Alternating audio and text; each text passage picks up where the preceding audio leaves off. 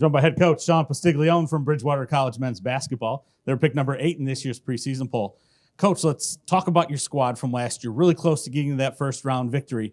And coming into this season, how has that kind of shaped and how hungry are they to get that win and maybe not have to start in the first round, but maybe the quarterfinals? Yeah, I think we definitely took some pretty significant strides forward last year. We had some young guys really step up early on and do some really good things. I thought we got better as the year went on, despite some pretty significant injuries. Definitely tough to come up short like we did. I think we were really close that last week of the season. Lost 2 games at the buzzer, including the play-in round. So I think getting close hopefully motivated our guys. I've liked what I've seen from our work ethic in the off season, and now we're into week 3 of practice. So a lot of positives. It's just going to be about how much we can keep developing and keep improving so that, like you said, we could take that next step and get to Salem and see what we can do there.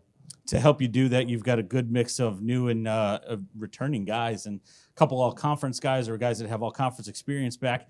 Talk a little bit about your returning roster and who you expect to be leaders for you this year. Sure. We have 10 guys returning, which is a good number of starters in that mix. We were able to take a foreign trip to Costa Rica this August, so I think that gave us an extra 10 days of practice and more group bonding and that experience. So I like to hopefully think that's going to have a pretty positive impact on us, especially early on this year and throughout the season.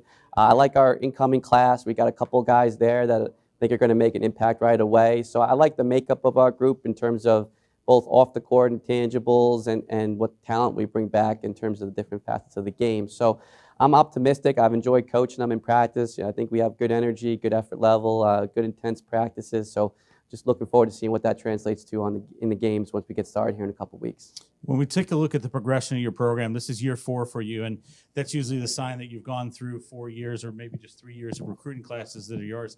Talk about how you see the progression of your program from back when you first took the job to where we are right now. Yeah, and I think we took over a tougher situation. It was getting the job late, so like you said, only 3 real recruiting classes.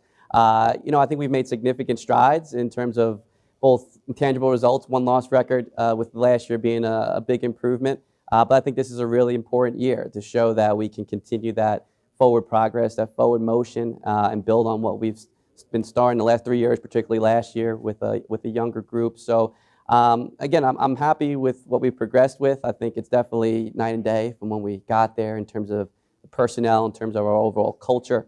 But now, the real hard part is really solidifying that foundation you've built, continuing to build on it and get into that next level in terms of results on the court.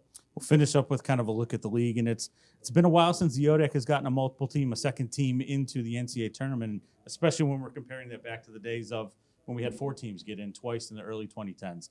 Talk a little bit about what you see from the league this year, and if maybe this is the year that we get that second squad in. I think it's always possible because from top to bottom, this is a really good league. You can pick anybody in that preseason poll 1 through 13, and you play them on a given night, it's going to be a tough battle. And I think that speaks volumes to the quality of the coaching, the quality of talent in our league from top to bottom. So certainly if things break our way in non-conference, we're more than capable of having a multi-bid league in terms of the quality of the teams in this league. A lot of that stuff's out of your control to me when it comes down to the selections, but there's no doubt that the depth from top to bottom 1 through 13 is really impressive, and it just makes every night a really tough affair, especially when you go on the road. And a lot of ways the ball can bounce, and especially with only 10 teams making the tournament, it's going to be a real battle for seeding. And then once you get to that final 10, any of them can be the ones that are cutting down the net. So it makes for excitement. It makes for that parity. It makes for a lot of interesting games, and gives you a lot of hope that if you're able to develop and get better as the year goes on, that you can make some noise, in late February. So that's what we're hoping to do. Coach, I want to thank you for joining me today. Good luck this season. Thanks a lot.